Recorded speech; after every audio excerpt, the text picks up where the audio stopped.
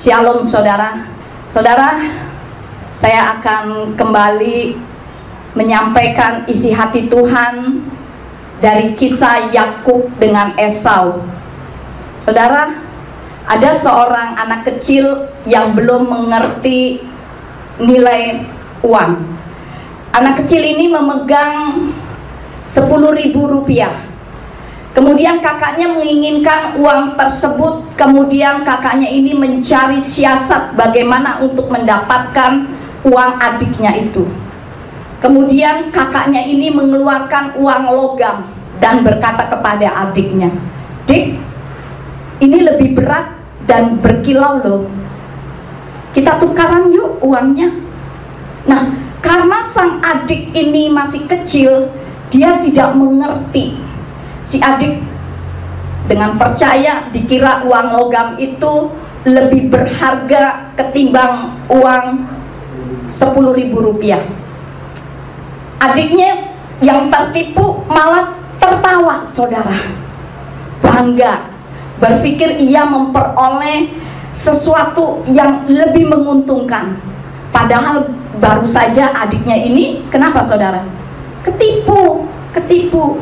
Nah, saudaraku yang terkasih, kita mungkin bisa mentertawakan si anak kecil ini, tetapi ketahuilah, di dalam kehidupan kita seringkali kita pun tertipu, saudara. Bukankah ada banyak orang yang tergiur dan merelakan, menggadaikan imannya itu demi kepentingan duniawi, misalnya jabatan, karena uang, karena wanita, karena pria, bisa menggadaikan imannya, saudara. Orang bisa dengan mudah berpaling, meninggalkan Tuhan dan menjual Tuhan, saudara. Nah, saudaraku yang terkasih, mari pada pagi hari ini saya akan mengajak saudara untuk kita belajar kebenaran firman Tuhan yang akan saya beri judul Elohim memiliki rencana untuk kehidupan kita, yang akan saya ambil dari Kejadian 25. Kita buka Kejadian 25 ayat 19 sampai dengan 34. Saudara simak dengan baik ya. Kejadian 25 ayat 19 sampai dengan 34. Demikian bunyi firman Tuhan. Dan inilah silsilah Ishak anak Abraham. Abraham memperanakkan Ishak, dan Ishak berusia 40 tahun ketika dia mengambil Ribka, anak perempuan Betuel, orang Aram dari Padang Aram, saudara perempuan Laban orang Aram, sebagai istri baginya. Dan berdoalah Ishak kepada Yahweh di hadapan istrinya, karena dia mandul. Dan Yahweh dimohon dengan sangat olehnya, maka mengandunglah Ribka istrinya. Namun anak-anak itu, perhatikan saudara, anak-anak itu bertolak-tolakan di dalam rahimnya. Dan dia berkata, "Jika demikian, mengapa aku sendiri begini?" Dan dia pergi untuk mencari Yahweh. Dan Yahweh berfirman kepadanya, "Dua bangsa ada dalam kandunganmu, dan dua umat dari rahimmu akan terpencar. Umat yang satu akan lebih kuat daripada umat yang lain, dan yang besar akan melayani yang kecil. Dan waktu untuk bersalin telah genap, dan sungguh ada dua anak kembar dalam kandungannya. Dan keluarlah yang pertama, seluruh tubuhnya merah seperti jubah berbulu, dan mereka menyebut namanya Esau. Dan sesudah itu keluarlah adiknya, dan tangannya sedang memegang tumit Esau, dan orang menyebut namanya Yakub. Dan Ishak berusia 60 tahun ketika istrinya melahirkan mereka. Dan anak-anak itu menjadi besar. Esau menjadi seorang pemburu, seorang yang suka di padang. Tetapi Yakub adalah seorang yang tenang, yang suka berdiam di kemah. Dan Ishak sayang kepada Esau, karena daging buruhannya selalu ada di mulutnya. Tetapi Ribka sayang kepada Yakub, dan Yakub sedang memasak sup kental. Lalu datanglah Esau dari padang dan dia lelah. Maka Esau berkata kepada Yakub, biarlah aku makan dari yang merah-merah itu, karena aku lelah. Itulah sebabnya orang menyebutnya namanya Edom. Namun Yakub berkata, juallah kepadaku hak kesulunganmu hari ini. Dan Esau berkata, lihatlah, aku sedang menuju kepada kematian, dan apakah gunanya hak kesulungan itu bagiku? Dan Yakub berkata, bersumpahlah kepadaku hari ini. Dan dia bersumpah kepadanya, dan dia menjual hak kesulungannya kepada Yakub. Lalu Yakub memberikan roti dan sup kacang merah itu kepada Esau, dan dia makan dan minum, lalu bangkit dan pergi. Demikianlah Esau meremehkan hak kesulungannya itu. Nah, saudaraku yang terkasih, dari kisah ini kita perhatikan bahwa kalau suami istri tidak ada kesehatian, apa akibatnya kalau suami istri tidak ada kesehatian? Ishak ini tahu bahwa Yakub dan Esau itu anak-anaknya yang dilahirkan oleh Ribka istrinya.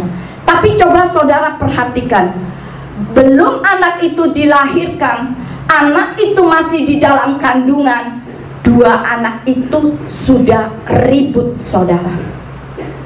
Bahwa segala sesuatu itu sudah dimulai dalam kandungan, saudara.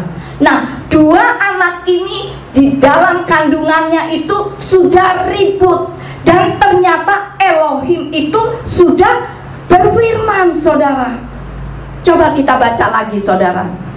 Kejadian 25 ayat 22 sampai dengan 23, di situ dikatakan, namun anak-anak itu bertolakan di dalam rahimnya, dan dia berkata, jika demikian, mengapa aku sendiri begini? Dan dia pergi untuk mencari Yahweh. Ayat 23, dan Yahweh berfirman kepadanya, dua bangsa ada di dalam kandunganmu, dan dua umat dari rahimmu akan terpencar. Umat yang satu akan lebih kuat daripada umat yang lain, dan yang besar akan melayani yang kecil. Nah, saudaraku yang terkasih, jadi saudara bisa merenungkan dari ayat-ayat tersebut, ternyata Yakub dan Esau masih ada di dalam kandungan saja sudah ribut, saudara. Aneh ya jika dipikir ya, saudara. Dari mana saya tahu? Dari kata tolak-tolakan, itu artinya ribut, saudara. Nah, yang menderita siapa, saudara? Kalau ada bayi di dalam kandungan itu ribut, mungkin tendang-tendangan, yang menderita itu siapa, saudara? Siapanya? Ibunya. Ibunya yang pasti perutnya akan sakit, saudara.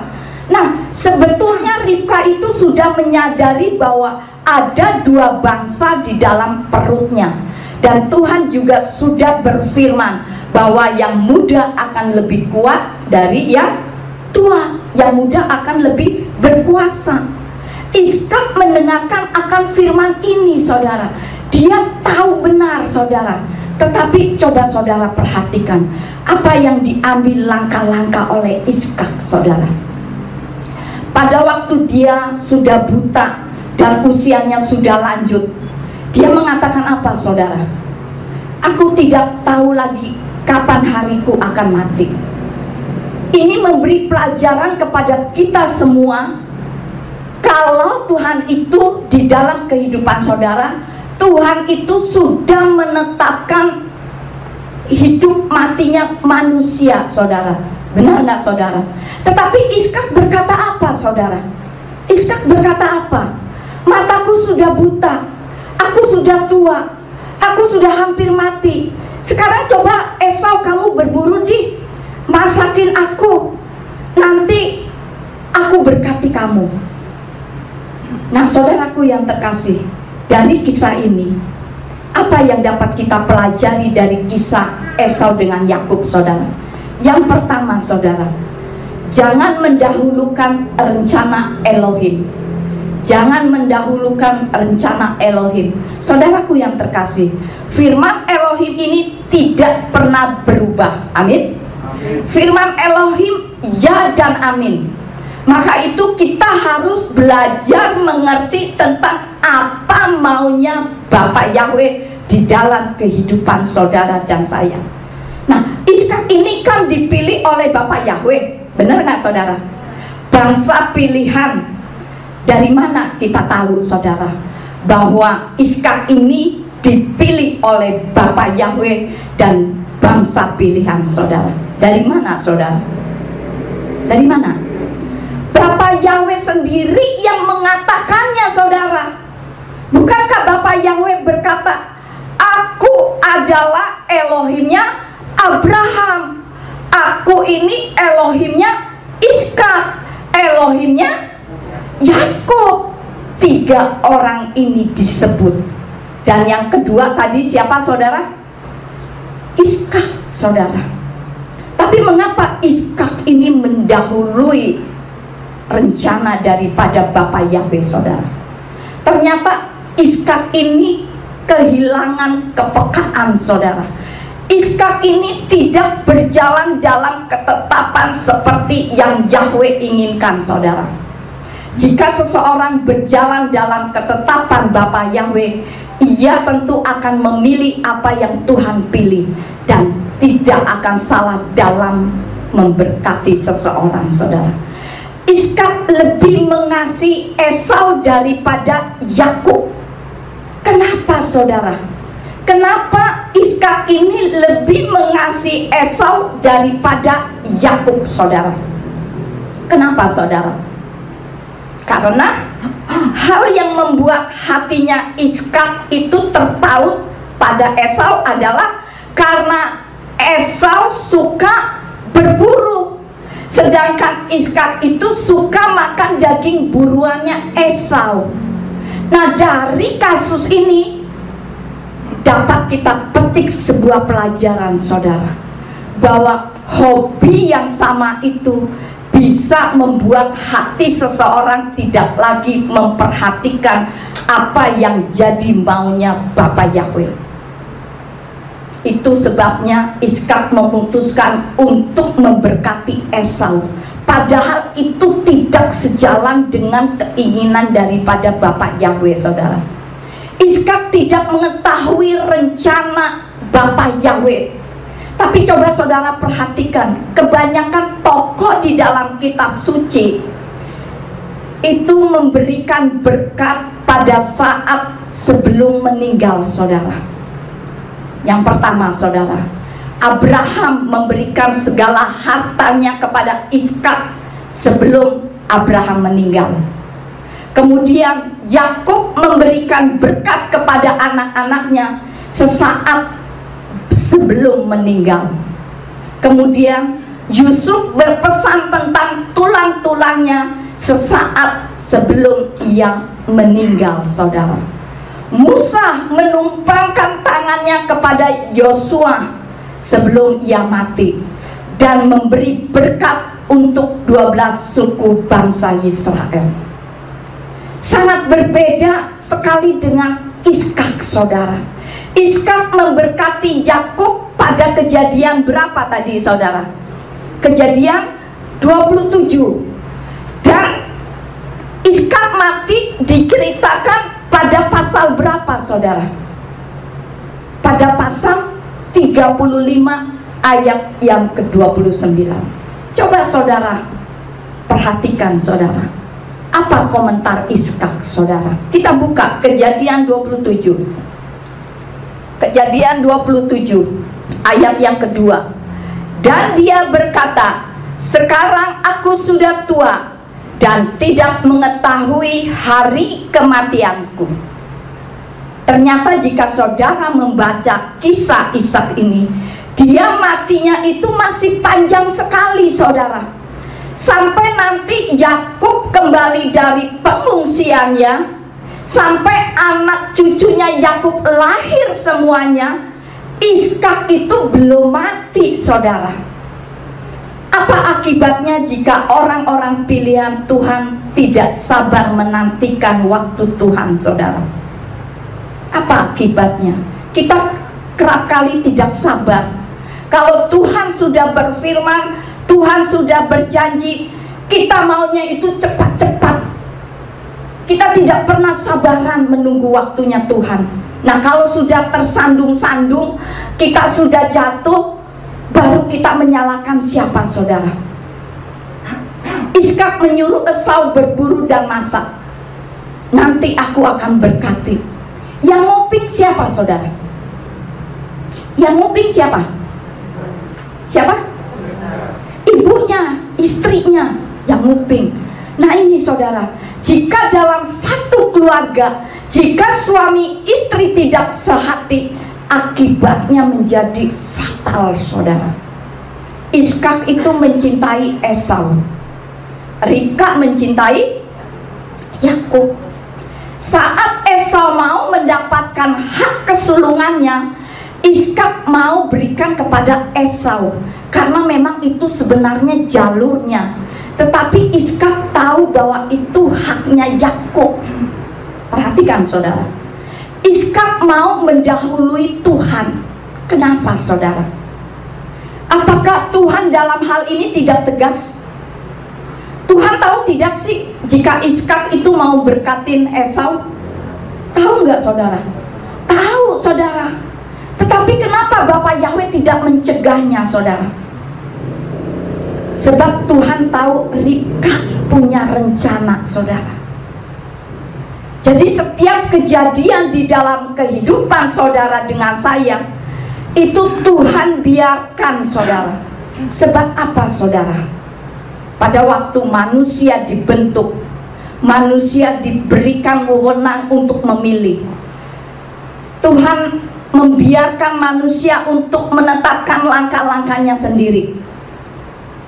Yang saudara harus tahu, saudara, Ribka seorang yang peka akan kehendak Bapa Yahweh. Ia tahu sejak hamil anaknya itu kembar, bahwa anak yang mudalah yang akan dipilih oleh Bapa Yahweh. Namun Ribka ternyata memakai caranya sendiri untuk membantu Tuhan, saudara. Sebenarnya baik membantu Tuhan, padahal sebenarnya Bapak Yahweh itu tidak perlu dibantu oleh manusia, saudara. Ingat tidak peristiwa Sarah, saudara, istrinya Abraham?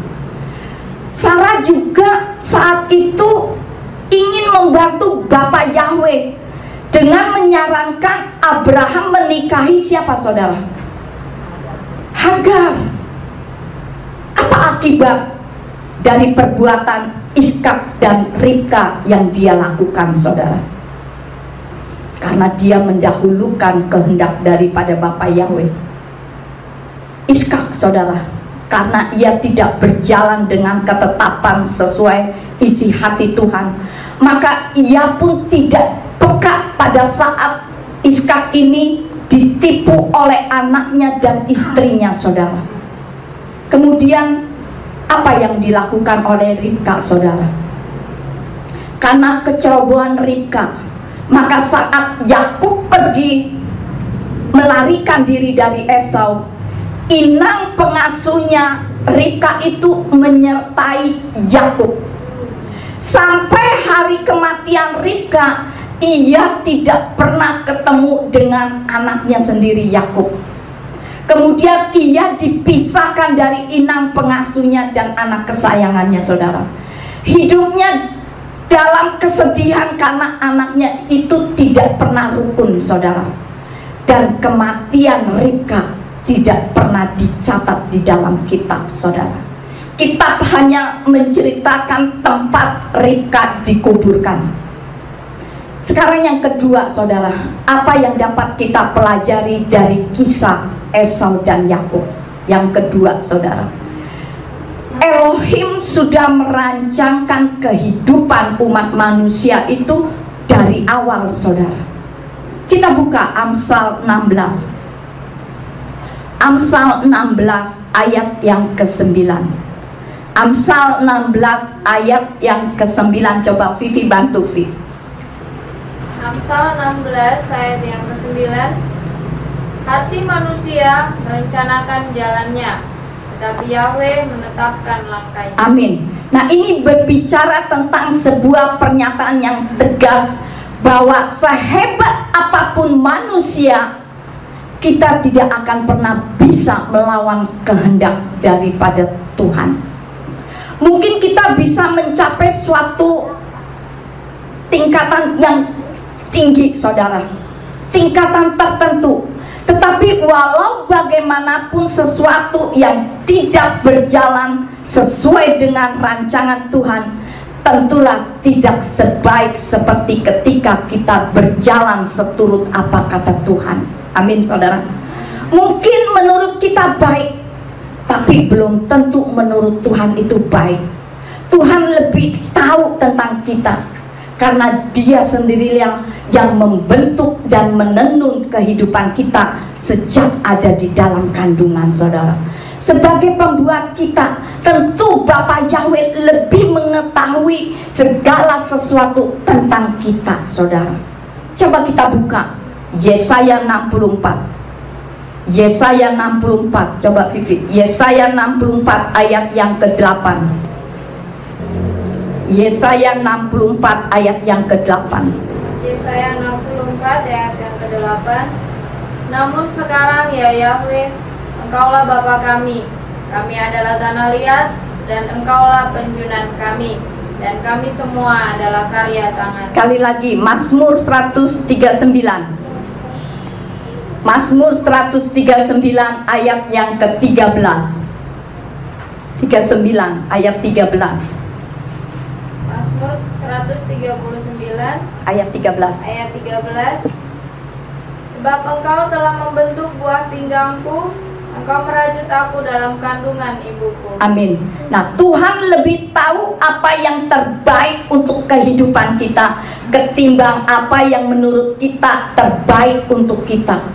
Karena Yeremia 29 ayat yang ke-11 di situ dikatakan, sebab aku mengetahui rancangan-rancangan yang aku rancangkan atas kamu, firman Yahweh, rancangan-rancangan damai sejahtera dan bukan kejahatan, untuk memberikan kepadamu masa depan dan harapan. Nah, saudaraku yang terkasih, untuk itu agar kita tidak melakukan sesuatu yang sia-sia, yang terbaik adalah mengetahui apa yang menjadi rancangan Tuhan di dalam kehidupan kita, berjalan sesuai apa yang Tuhan mau untuk kita kerjakan. Dan kita tidak akan pernah bisa mengetahui itu semua apabila kita tidak memulainya membangun keintiman dengan Bapa Yahweh dan memiliki sikap hati yang mau dibentuk, saudara. Saat Iskak hendak memberikan berkatnya kepada Esau, Yakub mengikuti anjuran ibunya untuk menjadi sebagai Esau, saudara, agar bisa memperoleh berkat yang hendak diberikan oleh ayahnya. Nah, kecurangan Yakub ini tidak bisa dibenarkan, saudara. Yakub dipilih Tuhan untuk mewarisi janji Bapa Yahweh kepada Abraham. Coba kita buka dulu Mazmur 135. Mazmur 135 ayat yang keempat, di situ dikatakan, sebab Yahweh telah memilih Yakub bagi dirinya sendiri, Yisrael menjadi milik kesayangannya. Perlu diingat bahwa pemilihan Tuhan ini tidak dimaksudkan untuk membenarkan kecurangan daripada Yakub, saudara. Di sisi lain, jelas terlihat bahwa pemilihan Tuhan tidak didasarkan pada kebaikan manusia, melainkan pada ketetapan Tuhan itu sendiri untuk memilih Yakub, saudara. Seringkali kita tidak mudah untuk memahami kriteria pemilihan daripada Bapa Yahweh, saudara. Contoh-contoh orang-orang yang dipilih oleh Bapa Yahweh, saudara. Musa, seorang yang minder, ternyata dipilih untuk menjadi pemimpin terbesar di dalam perjanjian lama, saudara. Daud, seorang yang dianggap remeh oleh saudara-saudaranya, ternyata Bapa Yahweh juga memilih kehidupan Daud untuk menjadi raja, saudara. Kemudian Paulus, seorang yang sebelumnya menjadi penganiaya umat Tuhan, juga dipilih oleh Bapa Yahweh, saudara. Amin, saudara. Sekarang yang ketiga, saudara, apa yang dapat kita pelajari dari kisah Yakub dengan Esau? Berani bayar harga, saudara. Yakub merebut hak kesulungan melalui makanan, saudara. Padahal Bapa Yahweh itu tahu kelemahan-kelemahan manusia. Kalau Tuhan mengatakan kepada Esau, kepada Yakub, kepada Iskak, kepada Ribka, bahwa yang mudalah yang akan menjadi tuan, karena Tuhan sudah menetapkan sejak awal, saudara. Tetapi manusia kerap kali tidak mau menantikan yang tepat yang Tuhan sudah berikan, saudara. Di saat Iskak mau memberkati Esau, yang ketakutan siapa, saudara? Yang ketakutan justru Ribka, istrinya. Ribka takut kehilangan berkat. Kemudian Ribka ini mencari jalannya sendiri. Akhirnya dia menipu suaminya, saudara. Berkat memang jatuh kepada Yakub, tetapi akibatnya apa, saudara? Akibatnya Yakub itu dikejar, ketakutan sepanjang hidupnya, saudara. Yakub lari ke Haran, menyembunyikan diri daripada Esau, saudara. Sebab Esau mengatakan apa, saudara? Umur ayahku tinggal sedikit. Kalau ayahku meninggal, Yakub akan aku bunuh. Akhirnya apa, saudara? Ribka kehilangan anak kesayangannya, saudara. Kalau saudara dan saya mendahului Tuhan, ada harga yang harus kita bayar, saudara. Kita akan kehilangan apa yang kita sayangi itu, saudara. Segala sesuatu Tuhan sudah menetapkan langkah-langkah kehidupan kita, saudara. Yakub tidak akan kehilangan berkat hak kesulungannya karena Bapa Yahweh sudah menentukan. Karena Iskak tidak mungkin akan keluar kata-kata berkat tanpa Bapa Yahweh, saudara. Ingat itu, saudara. Tuhan tahu rencana daripada Ribka, tapi Tuhan membiarkan rencana Ribka ini, saudara. Maka itu, saudaraku yang terkasih, saudara harus tahu kalau Bapa Yahweh memberi kebebasan untuk tetap bisa berjalan sampai hari ini. Kita diberi hak bebas untuk Tuhan. Apakah saudara mau ikut Tuhan atau tidak, diberi kebebasan oleh Tuhan. Saudaraku yang terkasih, maka jika saudara tidak peka akan pimpinan daripada Ruach HaKodes, tidak mau bayar harganya, maka kita harus bayar harga yang lain yang lebih berat, saudara. Kehilangan segala-galanya, harus berpisah dari orang yang disayangi, saudara. Ini dibalas menurut perbuatannya, saudara. Saudaraku yang terkasih, saat Ribka mendengar kalau Iskak ini mau memberkati Esau, Ribka tidak mau jika Yakub tidak mendapatkan berkat.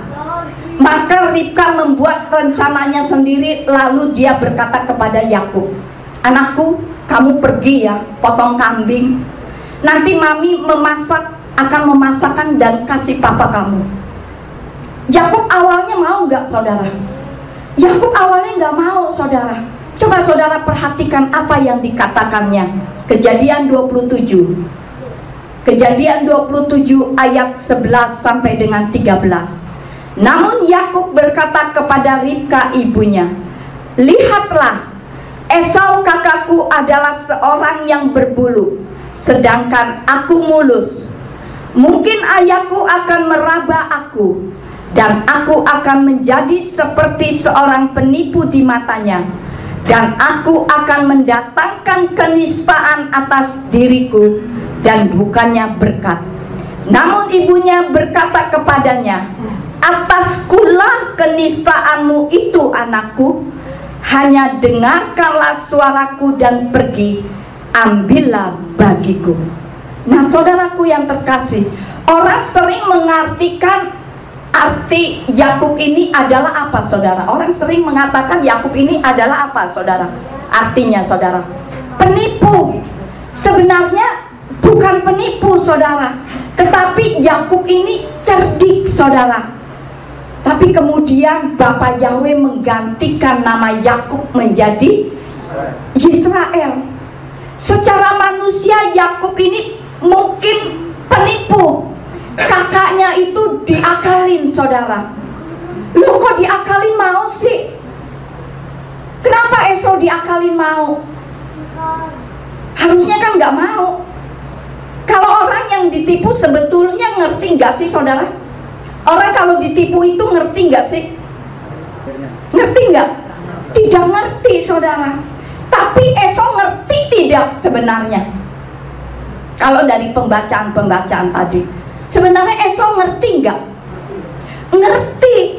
Wong dia yang ngomong sendiri kok, aku sebentar lagi mau mati. Buat apa hak kesulungan? Jadi sesungguhnya Esau itu mengerti. Jadi sebetulnya Esau itu tidak ditipu saudara, tapi Yakub ini cerdik.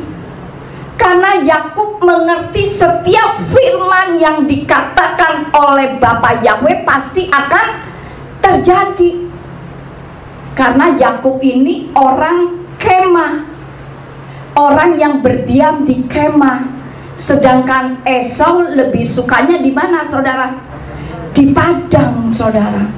Nah dari kisah Yakub dan Esau, Yakub melakukan beberapa kesalahan saudara. Apa yang Yakub lakukan saudara? Ada yang tahu nggak saudara?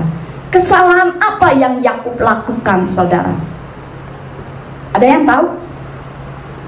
Yakub menyetujui trik yang ditawarkan oleh ibunya. Yakub menipu ayahnya. Yakub mengaku sebagai Esau. Kemudian Yakub mengaku buruhannya dari Yakub yang berburu. Kemudian Yakub mengaku dialah yang memasak hasil buruannya. Kemudian menerima berkat yang seharusnya ditujukan ayahnya untuk siapa saudara? Untuk Esau. Nah dari kesalahan-kesalahan yang Yakub perbuat ini, akibatnya apa yang Yakub terima saudara? Apa yang Yakub terima saudara? Kenapa? Ia pun hidup ditipu oleh orang-orang sekitarnya saudara. Setelah bekerja 7 tahun untuk mendapatkan Rahel, ia justru dinikahkan oleh siapa saudara? Oleh Lea. Kemudian untuk mendapatkan Rahel, ia dipaksa bekerja berapa tahun lagi saudara? 7 tahun lagi saudara. Kemudian saudara, telah 10 kali upahnya itu diubah-ubah dalam kurun waktu 6 tahun saudara. Ini yang diterima oleh Yakub saudara. Sekarang kita melihat apa yang Esau lakukan saudara. Apa yang Esau lakukan? Dia melakukan kesalahan-kesalahan. Apa yang Esau lakukan saudara? Ia hidup dalam percabulan. Ia mempunyai nafsu yang rendah, sehingga untuk hanya sepiring makanan ia mau melakukan apa saja saudara.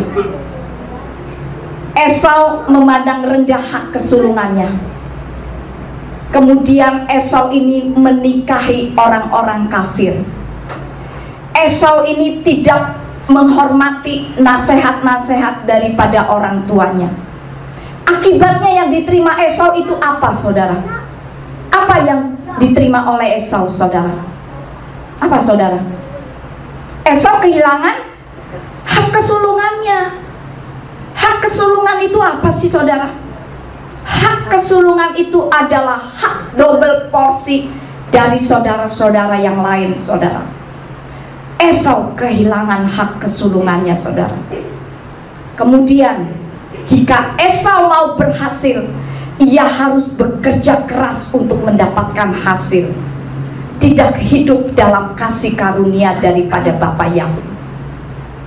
Nah, saudaraku yang terkasih, dengan Yakub menipu ayahnya karena menuruti Ribka ibunya, akhirnya Yakub sampai ke Haran. Kemudian Yakub jatuh cinta kepada Rahel. Ia disuruh kerja berapa tahun, saudara? 7 tahun oleh Laban. Kemudian setelah 7 tahun, Yakub ini berkata kepada Laban. Coba kita baca Kejadian 29. Kejadian 29 ayat yang ke-21. Di situ dikatakan, dan Yakub berkata kepada Laban, berikanlah istriku, karena hari-hariku telah tergenapi, supaya aku dapat menghampirinya. 7 tahun lu saudara, panjang lu saudara. Tapi apa kemudian yang didapat saudara? Ayat yang ke-25. Dan terjadilah pada pagi hari bahwa tampaklah dia itu Lea. Maka berkatalah dia kepada Laban, apa yang telah kau lakukan kepadaku ini? Bukankah demi Rahel aku telah bekerja denganmu? Namun mengapa engkau menipu aku? Ditipu enggak saudara? Ditipu. Kok orang menikah bisa ditipu saudara? Aneh enggak saudara? Aneh. Lalu Yakub marah. Laban jawab apa ketika Yakub marah? Oh, tidak bisa, tidak biasa di daerah kami ini. Kakaknya tidak bisa diloncatin. Jadi kamu harus kerja lagi 7 tahun baru bisa mendapatkan Rahel. Nah, saudaraku yang terkasih, untuk mendapatkan Rahel, Yakub harus bekerja berapa tahun, saudara? 14 tahun. Bayangkan saudara, untuk mendapatkan orang yang dikasihi harus bekerja 14 tahun.